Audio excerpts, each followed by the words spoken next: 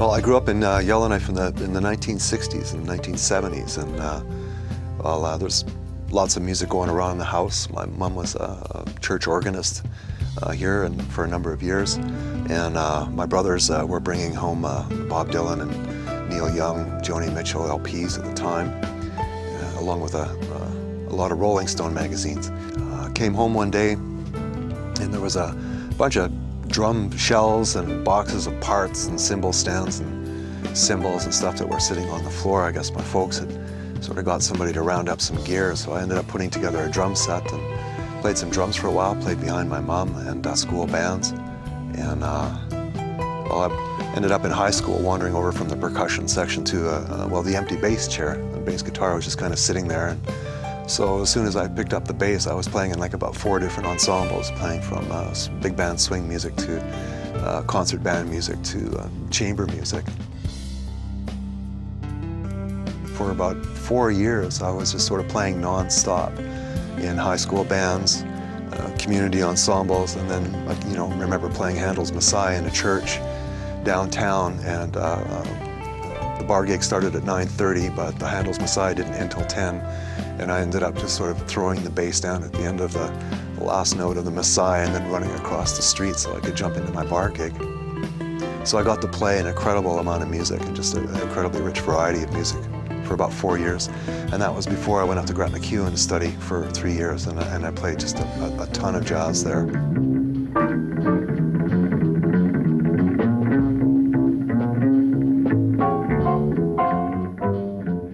Graduated from there and played in country bands, rockabilly bands, pop bands, and jazz bands, and sort of ended up migrating back and forth between the South and Yellowknife. And I'd been bitten by the songwriting bug, and I wanted to write more of my own material, and I wanted to pick up a different instrument in order to do that.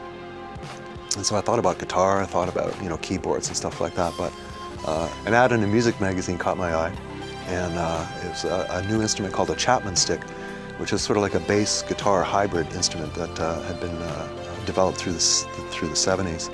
And when my daughters were born, I picked up one of these instruments and started working on it. And by 1991 or 92, I recorded my first album or cassette tape, and I called it Debut. And then by 1994, I released my second one. It's called Listen to Your Heart.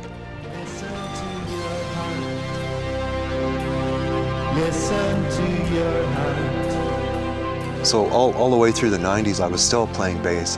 Bass for me is my first love. That's what I was trained in, and it's like my third arm that way. Nothing really feels more natural to me. So I kept playing, bass behind other singer-songwriters, and I got to play in some CBC True North concerts. So I got to work with some pretty cool musicians up here, some of the old-time fiddlers and stuff, which was a really neat experience for me to get to work with. People always used to ask me, why do you keep going back up north? Why don't you stay down in Edmonton or go to Vancouver or Toronto and stuff? And I don't know, there's a lot of changes happening around that time in the late 80s. I married in 87. My first daughter was born in 88 and the next one in 90. And I just felt it was really important for me to be, here for them, to raise them, and rather than sort of jumping on the tour bus or to keep pursuing a touring career down south. So after the bar gigs sort of dried up, I kept working on my songwriting and on my Chapman stick playing, and in about 2003, I put together a little studio project that became a collection of children's stories, almost children's bedtime stories that were very northern fables kind of based. And these came about as a result of me telling my own daughter's bedtime stories over the years. And after all that time, I had a few that were actually, I thought, pretty good. So I fleshed out some scripts and got some friends to narrate them for me. And I wrote the musical scores behind it and came out with a CD called From the Fire. And little did I know at the time that was going to sort of push me in a direction of being introduced to the world of storytellers and to storytelling. This is the story of the songbird. The old ones tell a story of a land of great beauty and purity, hidden far I recorded away another from album in 2004. I called it Now and Then, and it was a collection of some of the early material that I had written, some of my earliest songs actually, along with some of the more traditional sounding songs that I'd recently written. And those songs became the backbone of a show for me called A Place to Call Home. Beast is dreaming about the old days, when he was a young man in his prime. A little gold town, the middle of nowhere, a fistful of money and the Moulin Rouge. I'd always been intrigued with the mixture of spoken word and music through examples by, well, Tom Waits for one for sure, John Trudell for another, Bruce Cockburn, Van Morrison, and eventually I got to see a guy named Tom Russell perform in Whitehorse. And when I got to see him, it was like that's when it all sort of solidified, and I had a template or a springboard that I could jump off of in how I wanted to present these new songs in Now and Then. He dreamed of drilling the mother lode.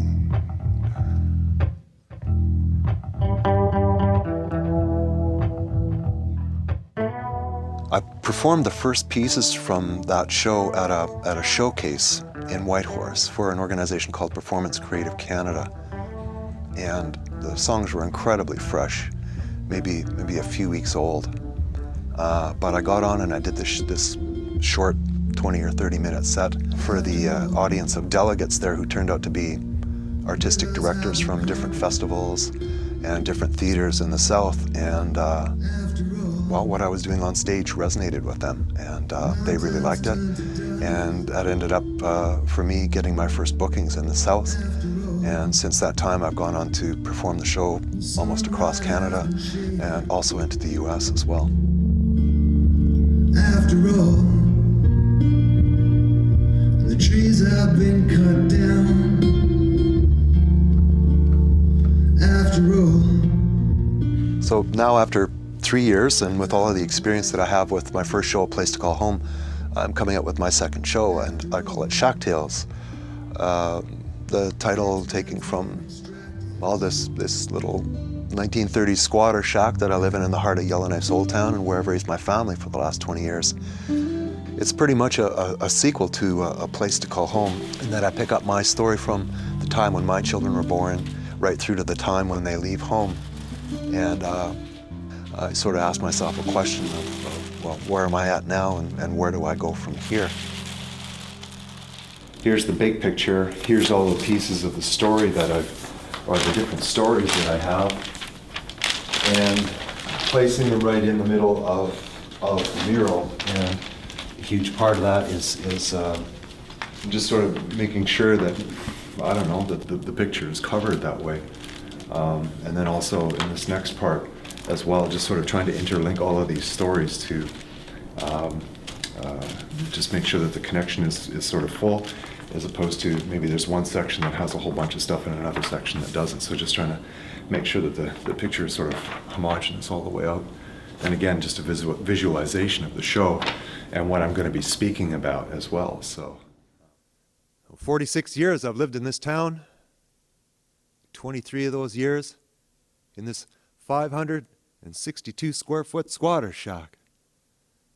Now I know it's 562 square feet because I measured it one day when I had a day off in between jobs.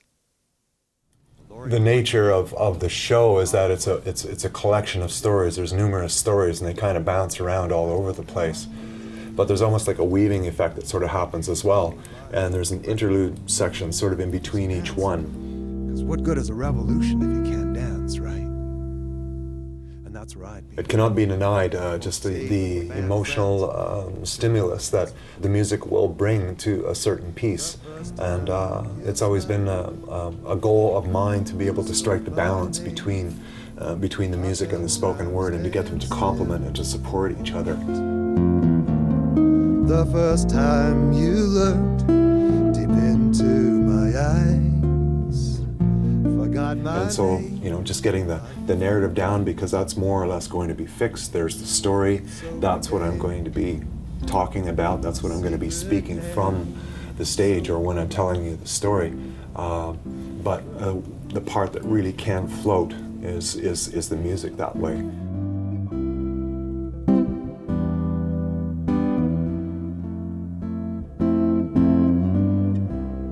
Well, if Pete Racine were alive today, he'd be amazed to see his building still standing after 72 years. Once it settles in and I get comfortable with it, I can be bringing in some of those other stories that maybe didn't even make this cut. If I start to talk about my heater, or I'm talking about the roof, or I'm talking about a season, or something like that, I can bring in another story into that. And likewise with the music that way, to just sort of keep it just sort of in a sort of state of flux, so that it may never really sort of settle, gauging from audience reaction or what audience I'm performing for, to just sort of try and give them the best representation of the story that I can. Surrounded by rhubarb plants, and wild juniper, gooseberry, fireweed, and rose hips. Yeah, he'd be pleased to see the view of Yellowknife Bay again. Jolliffe Island, Mosher, all the way out to the village of Detta, and the Mirage Islands in the distance. Yeah, he'd be pleased to see Weaver and Devore trading still open and being run by the family. To see the House of Horrors at the summit of rock, the Wildcat Cafe on the west side still standing. Oh, he'd be pleased to hear the bush planes, the Cessnas and the otters and the beavers roaring over the shack, trying to catch a lift in a stiff west wind.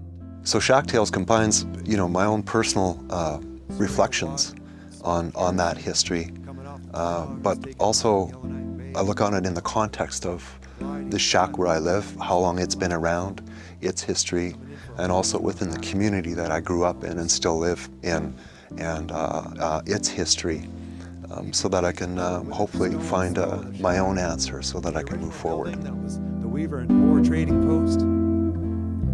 It's home now to Bullock's Fish and Chips Bistro, one of the best fish and chip joints in the country.